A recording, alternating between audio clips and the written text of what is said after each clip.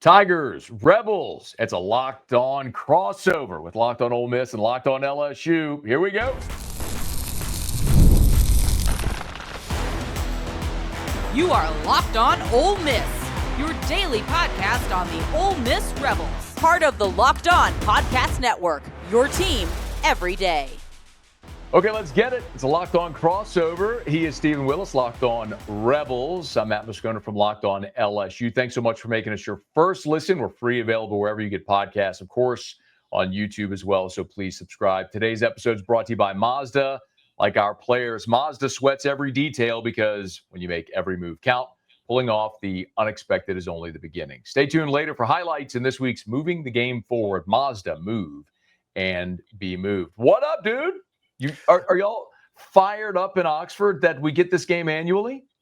Oh, yeah, yes. That was a non-negotiable. I didn't even think it was an option that Ole Miss wouldn't get LSU annually. I'm pretty fired up about that. What I'm really fired up about is that Ole Miss and LSU could end up back on Halloween. I am really fired up about that. That is something that needs to happen. Now that the Alabama game is not an annual opponent for LSU, that bye week before on Halloween weekend, kind of the need for that goes away. And if the SEC is doing what they're supposed to do, that game's going to end up back on Halloween weekend. It's interesting, man. I don't want to get too far down that rabbit hole, but it's interesting that was a non-negotiable. I don't know that was the feeling here, which is so weird for LSU, Stephen, because like you all have Mississippi State, right? Like you've got your in-state, the game that of course, like that was a non-negotiable. Egg Bowl is going to be played. LSU just doesn't have those. You know what I mean? Like it's Ole Miss, it's Florida, it's Alabama. Now it's Texas A&M as well. It's Arkansas for the stupid boot.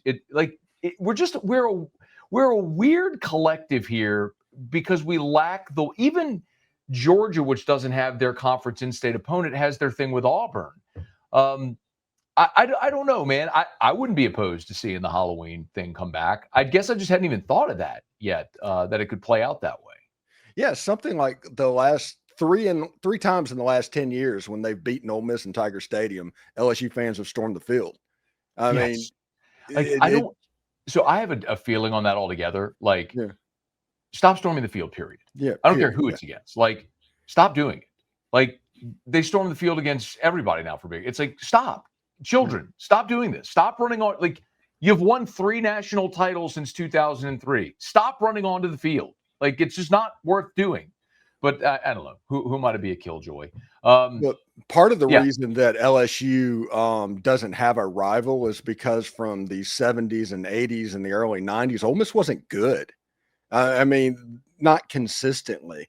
And the rivalry that was built up with Johnny Vaught way back in the 50s and 60s and all of that kind of just went away in the mind of the LSU fans, but that never went away in the minds of the Ole Miss fans. That's a fascinating point, because I would say, I'm sorry to interrupt, but like if you ask my grandfather, like he would tell you Ole Miss, right?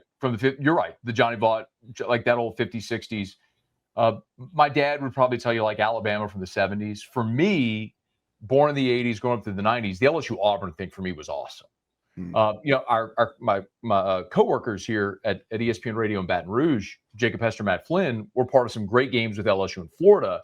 So they've been moaning that LSU in Florida is not going to be played every year. It's kind of just like, I just think it's generational, but it would be great, man. I'll tell you, Lane's got this thing rolling in a way that I don't know when the last time Ole Miss has had this much sustained success. And I know this is a big one, obviously, if Ole Miss is going to continue toward a path in the playoff. And I know that the giant news about Trinidad Chambliss. So, Steve, let's start there, man. Fill us in. I mean, that's obviously the biggest storyline in this game right now is who, and it's going to be Chambliss starting, but fill us in on all that there. Trinidad Chambliss is going to get his third start in the LSU game, and that makes sense because last year, we'll talk about it, LSU's kryptonite on defense for Blake Baker was the running quarterback. I think Jalen Milroe is still running for touchdowns at this point.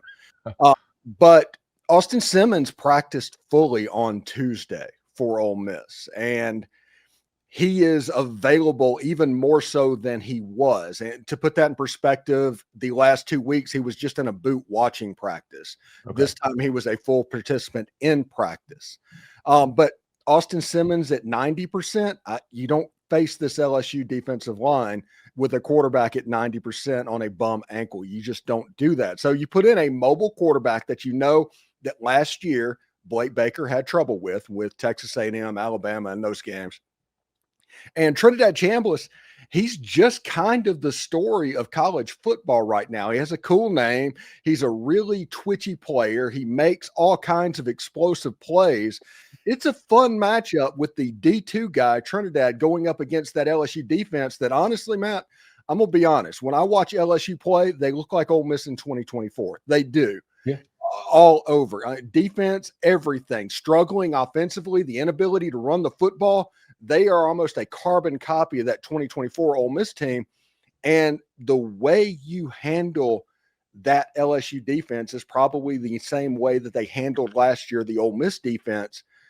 Score points, move the ball, get the explosives when they're available, and try to keep this a one-score game in the fourth quarter and let the pressure build on LSU. If they're going all in, they know they're going all in. Make them feel the pressure, especially on the road. And I think that might be the best shot for Ole Miss in this game. Hey, does the offense change if it's Chambliss or Simmons? It does. It actually does. It might look same, and there's a lot of the same concepts that are run whenever their passing plays are going about. But Ole Miss was in 13 personnel in the first quarter of last week's game. They don't do that with Austin Simmons. I mean, they had Luke Hall, Trace Bruckler, and all those things. They played 4 tight ends in the first quarter against Tulane. So there are going to be more quarterback design runs. They're going to try and use his strengths as a weapon essentially against this LSU defense. Obviously, Lane Kiffin and Charlie Weiss is going to try to take the aggressiveness and use that against the LSU defense. But it's going to be much more run heavy. You're going to see more exotic personnel groups, and they're going to, it's going to sound weird, but throw the ball down the field a little bit more. I have a theory about Chambliss. This is not a hard and fast held belief. But I'm curious. I want to bounce it off you. I'm curious your thought. So he's obviously been very impressive. The 300 pass yards, 100 rush yards last week against Tulane. And I've had a chance to watch Ole Miss. I didn't watch the week 1, but I've watched the other 3 games. Just because of the time of day, it's worked out that I've been able to see him a good bit. Division II, Ferris State, you step up, and obviously a significant step up in level of competition. Coming against Arkansas, where no one really knows who you are, and Arkansas's defense is terrible. And then you play Tulane. And he's been impressive. I'm curious if this is just going to be a completely different animal for him with this LSU defense, that as impressive as Chambliss has been to this point, is this maybe this is I guess my theory would be, this is a step up that he's about to see something he hasn't seen yet, or anything close to it from Division II or Arkansas or Tulane, that this could overwhelm him a little bit with what he's about to see from Blake Baker. Yeah, this is the best defense potentially that he is going to see all year. Now, the benefit of that is if Trinidad Chambliss does all right against LSU and Ole Miss wins the game, you feel pretty good about him going to Athens. You feel pretty good about him going to Norman if he's the guy. Yeah. But the other thing is absolutely true, and that's probably why it's important that Austin Simmons is more ready than anybody even really expected, because of there is the chance that this is such a step up. This is a bridge too far for Trinidad Chambliss. And we'll see on Saturday night. It's going to be on Lane Kiffin and Charlie Weiss to put the kid in advantageous situations to where you're not dropping back to where, hey, it's 3rd and 11 and you're having to go against Harold Perkins coming off the edge. That's not what you want. You need to move the ball. You need to honestly play a little bit slow. I know tempo is their thing, but they have the athletes to play slow and just kind of methodically old school move the football. It doesn't matter if it's a low scoring game. If Ole Miss wins this game, they're likely a favorite to make the playoff this year. I agree with that. Yeah. Yeah. And if LSU wins this game, they're likely a favorite to make the playoff this year. This game is absolutely massive. And honestly, Matt, it's the game of the week this week in SEC play. I don't care. Don't tell me about Alabama and Georgia. Just because of the brands, they're going to Alabama and Georgia. This is the game that has a chance to be the game of the week. All right, let's talk about some of the storylines beyond Ole Miss at quarterback, which, of course, is the storyline of this game. We'll do that as we continue. It is a Locked On crossover with Locked On LSU and Locked On Ole Miss. Today's episode is brought to you by DoorDash. It's almost the weekend. Time to look back, crown this week's MVP on Who Delivered, powered by DoorDash. Just like you can win every Saturday with DoorDash Streaks, saving more every time you order. These players delivered when it mattered most, so let's break it down. For the Rebs, has to be Trinidad Chambliss. 300 passing yards, 100 rush yards. I don't think that's been done in like 50 years in that program. It's an incredible day that he had. For LSU, well, they beat up on an FCS school, but still a massive day for Garrett Nussmeier when they needed it the most. So just like Chambliss and Nussmeier delivered for the Rebels and the Tigers, DoorDash delivers your Saturdays. With DoorDash Streaks, you save every Saturday that you order. So stack it up all season. You could save up to $250, including $100 in DoorDash credits. Order this Saturday. Keep the streak alive. Fuel your game day only with DoorDash. Terms apply. Promo period through 11/18. And we're also brought to you by FanDuel. The NFL season is here, so it is time to make sure that you're ready for kickoff with FanDuel's can't-miss offer. Right now, new customers can bet just $5, and if your bet wins, you get $300 in bonus bets to use across the app. I love using FanDuel. It fits however you like to bet. Player props, building a same-game parlay, jumping in live as the action unfolds. Already seen a good bit of movement with the Tigers and the Rebels. Started with LSU as a slight favorite. Ole Miss went up to 2.5, now about 1.5. So which side do you fall on? Are you ready to play? Download the FanDuel app now by visiting FanDuel.com to get started. That's FanDuel.com to place your first $5 bet. All right, biggest storylines for this game after what's going to happen at quarterback. We know Chambliss will start for Ole Miss and who both plays. From the Ole Miss perspective, what do you think is the biggest storyline in this game? This is going to sound weird and counterintuitive, but it's Ole Miss stopping the run and making Garrett Nussmeier having to beat them as a one-dimensional quarterback.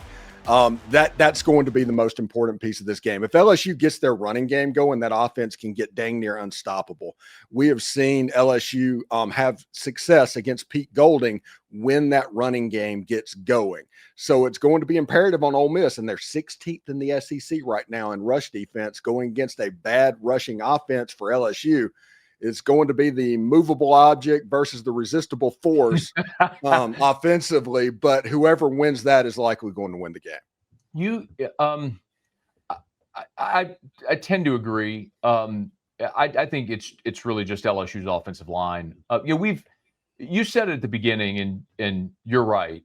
The LSU is following the same path Ole Miss did a year ago. They had the veteran quarterback. They went ham in the transfer portal. Brian Kelly said it, spent $18 million. They went and got better at every level of the defense.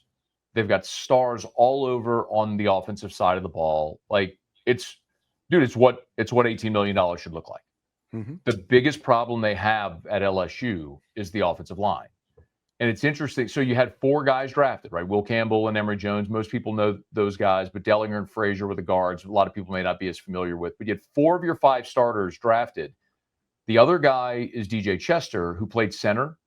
And he's not your center anymore. You went in the portal and they got Braylon Moore from Virginia Tech, who's a multi-year starter, who is by far their best offensive lineman right now. But the real issue, Stephen, is like they got talent and they got experience. What they don't have are 5 guys that have played together. And so a lot of the issues they've had running the football early, I don't think it's a lack of ability from backs or offensive linemen. I've watched enough film breakdowns of people who are way smarter than me, and they'll look at blocking schemes, and you'll see, man, it's guys that are trying to combo block, and one guy thinks he's passing a defensive lineman off to a guy next to him, and it just whiffs. So that's the kind of thing where I think this LSU offensive line in November is dramatically better with experience than they are in September. So how much of a hopefully exponential growth curve can they have week to week this year? And going on the road, obviously, and what'll be a tough environment will be interesting. But I'm curious, and I hope you can answer this. Like, you're right, it's bad on bad. But why is Ole Miss's rush defense been like? Why are they dead last in the league right now in rush defense? Well, I think that's a nuanced question, honestly, First of all, it's young guys. It's young guys everywhere. And it's kind of the same thing that happened with LSU on the offensive line. They gave up explosive runs against Georgia State and against Kentucky. That's got the numbers a little bit out of whack. They didn't give up touchdowns, but they gave up 30 and 40-yard chunk runs.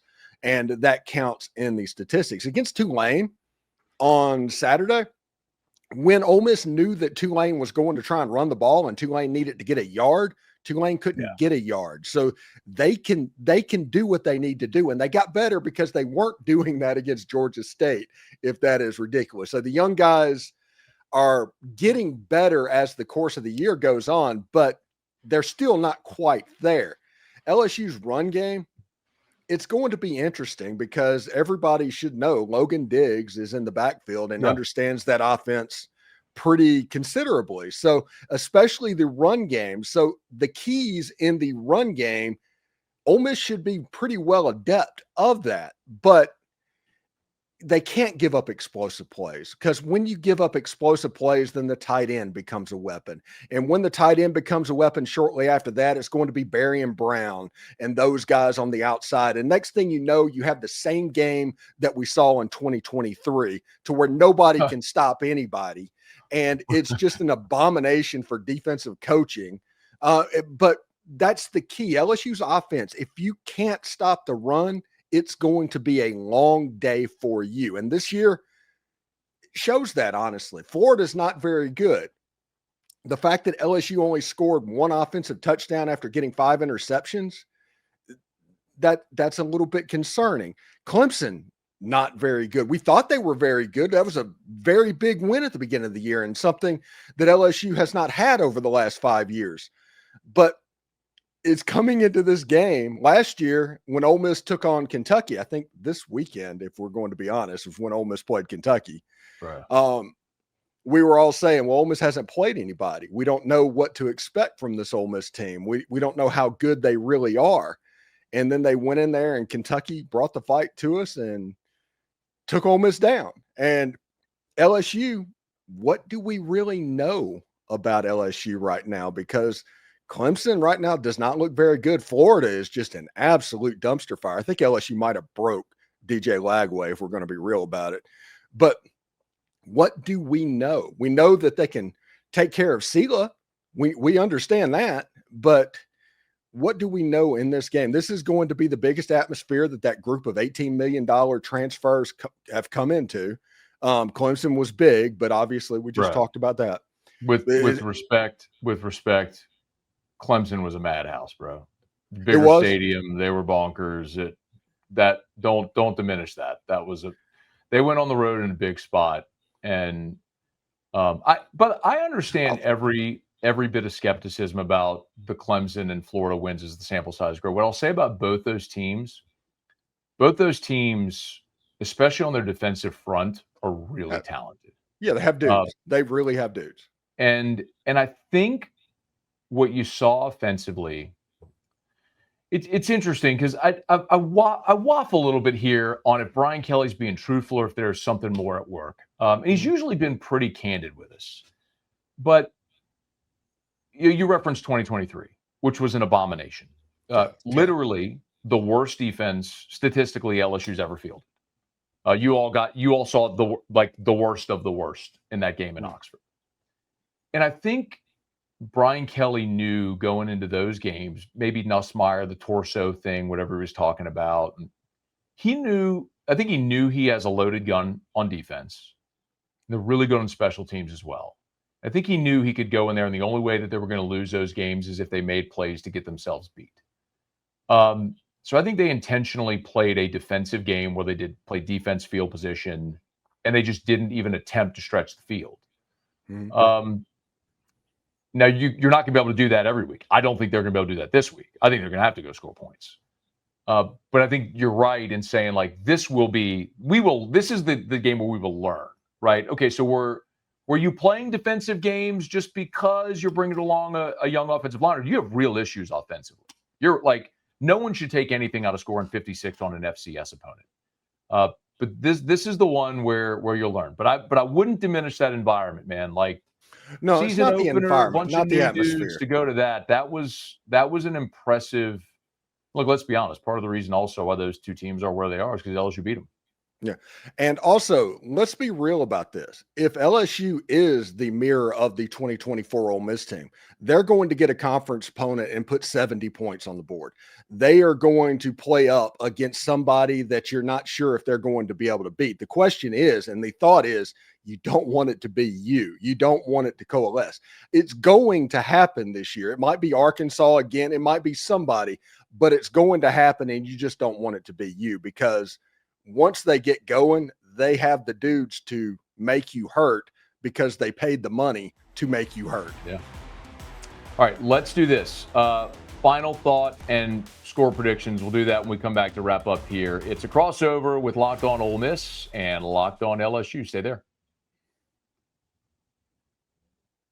Today's episode is brought to you by Mazda, moving the game forward. For those who believe it's not just about playing the game, it's about redefining it. There are moments that do more than put points on the board. They move crowds, move culture, and keep moving the game forward. This week's moment that moved the game forward for the Tigers, how about Garrett Nussmeier, touchdown pass to Berrien Brown, his first as an LSU Tiger, was so explosive during fall camp. That's one play that moved the game forward. And when you follow what moves you, the unexpected is only the beginning. And just like there's more to every highlight, there's more to a Mazda vehicle. Mazda, move and be moved. All right, Steven, Tigers, Rebels. Give me a sense of how you think this one plays out Saturday. Storylines, pick if you want to do it, all that stuff. I think that Ole Miss, they're going to this game fairly confident right now because, heck, you want to take LSU to Trinidad, that type of deal. So we're pretty excited about what the program looks like. I want to see the game that's in my head a year ago. And Brian Kelly is the one that brought this to my attention, of all people. He mentioned that preparing for two quarterbacks is not a big deal. They did the same thing a year ago against Texas A&M. And then you looked at the box score of that game, and it was explosive runs and not handling a running quarterback. And in the second half, they absolutely. Just to clarify, the point he made, and that was this Monday at his press conference, was that this was different than that one because those quarterbacks were different. Because it was a Connor Wegman who was pro style, and LSU was handling Wegman. They went to Marcel Reed, and they did not have a plan for Marcel Reed. The point he was making was with Simmons and Chambliss, you're talking about two guys that stylistically can do some of the same things. So it's not like you'd have a complete 180 switch. Okay. Well, that put that game in my head. So they're running quarterback. At that point, I thought that Trinidad Chambliss should be the starting quarterback for this game, especially after what Jalen Milroe did a year ago, the kryptonite that we talked about a running quarterback. I think the path to victory is Ole Miss needs to play clean. They cannot give short fields to LSU under any circumstances. Going for it the whole 9 yards. Do not give LSU a short field. And if you're able to put that together and handle that, I think you win the game like 24-17. I think that's where I'm living. Ole Miss 24, LSU 17. Yeah, I know this is probably going to surprise your audience, but a year ago I picked Ole Miss to win the game in Baton Rouge, and I've had a really good sense. I pissed off a lot of Ole Miss fans in 22 when I on Monday told you that LSU was going to beat Ole Miss. That was when Ole Miss was undefeated. I've had a good finger on the pulse of this game. You keep bringing up the running quarterback, and I understand it. What you're neglecting to acknowledge or maybe college football hasn't seen yet, this LSU defense might be the best defense in the country. In the same way that Ole Miss last year with Walter Nolan and Princely Umanmiele and Chris Paul and Trey Amos and all those dudes, this is not last year. This is nothing resembling that. They have dudes at every level. You got Harold Perkins back healthy. Whit Weeks is an All-American. You've got a rotation at defensive end of studs that put pressure on the passer. You have an interior pass rush with Bernard Gooden. You're deep at tackle. They'll rotate 6 or 7 defensive tackles if they want to. Monsoor Delane is a lockdown corner. God bless. Y'all are playing Sage Ryan over there. Last year was the worst safety play I've ever seen in my life at LSU, and Sage Ryan was a part of it. They went and got an all-conference guy in AJ Halsey. This is going to be a game where LSU's defense controls it because it can. It's going to be like Big Brother putting his hand on little brother's head and just keeping you at arm distance as he starts to swipe and just never gets close enough to clip. I think it's a close game, but I would take that score and probably just invert it. I think it's probably like a 27-17, 24-17 LSU win Saturday in Oxford. But nobody's going to be surprised that you and I disagree on that. Yeah. We will give throughout the course of the remainder of this week as we get closer to LSU and Ole Miss. On Friday, or our final episode, do a full preview and full prediction final with after all the coaches meet with reporters on how this is all going to end up playing out with LSU and Ole Miss as we lead into game day. And then, of course, as soon as the game goes final, I'll be on Locked On LSU, giving you post-game comments and thoughts. Stephen, I'm sure you'll be doing the same for Locked On Ole Miss as well. Yes, we will absolutely be talking about it. Yeah, so as soon as the game ends, make sure you catch that post-game commentary as well with the Tigers and the Rebels. And this is a game, as we mentioned, that is going to be played now in perpetuity, not going away. One of the protected annual rivalry games by the Southeastern Conference. And the Tigers will actually be in Oxford 2 consecutive years. So LSU will make this trip in back-to-back seasons for LSU and Ole Miss. But, of course, Saturday is a big one with giant playoff implications. Hey, it's another big moment on Locked On. College football fans, Locked On and Fire TV present College Football Kickoff, your ultimate college football weekly preview. Drake Toll of Locked On Big 12 leads the conversation alongside two-time AP Coach of the Year Gary Patterson, former college star Jesse Holley, and Locked On's local experts. A college football preview only Locked On can do. Catch College Football Kickoff every Thursday throughout the season, only on Fire TV. All right, we're going to wrap up this episode here, this crossover episode of Locked On LSU and Locked On Ole Miss. Hey, do us a favor. If you're listening on podcast, please subscribe on your favorite podcast app. Rate us, leave a review. If you're on YouTube, please smash that like button, subscribe to the channel, hit the bell so you're notified whenever we post a new video. And please be sure to let a friend know that if they love the Tigers or the Rebels, subscribe and that we're here every single day for Locked On LSU and Locked On Ole Miss.